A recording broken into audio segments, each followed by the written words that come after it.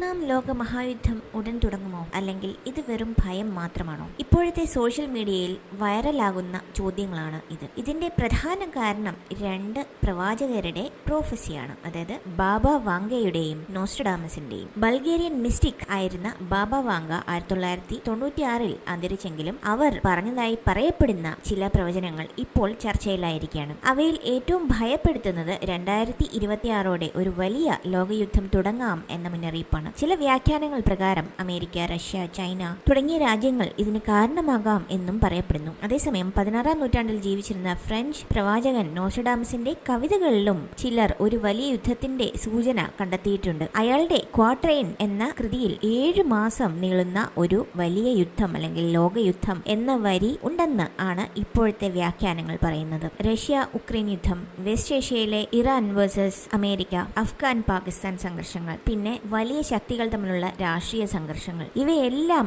ആളുകൾ ഈ പ്രവചനങ്ങളുമായി ബന്ധിപ്പിക്കുകയാണ്. പക്ഷെ ഒരു പ്രധാന കാര്യം നമ്മൾ മറക്കാൻ പാടില്ല. ബാബ വാങ്കയുടെയും അതുപോലെ നോസ്ട്രഡാമസിന്റെയും ഒക്കെ പ്രവചനങ്ങൾക്ക് ശാസ്ത്രീയമായ തെളിവുകൾ ഒന്നും തന്നെയില്ല. പലപ്പോഴും ഇവരുടെ പ്രവചനങ്ങൾ പിന്നീട് നടന്ന സംഭവങ്ങളുമായി കണക്ട് ചെയ്യുകയാണ് ചെയ്യാറ്. അതുകൊണ്ട് ചോദ്യം ഇതാണ്: ഇത് ശരിക്കും ഭാവിയുടെ മുന്നറിയിപ്പാണോ, അല്ലെങ്കിൽ മനുഷ്യരുടെ ഭയവും കൽപ്പനയും ചേർന്ന കഥയാണോ? നിങ്ങൾക്ക് എന്ത് തോന്നുന്നു? അഭിപ്രായം കമന്റിൽ ചേർക്കുക. നമസ്കാരം.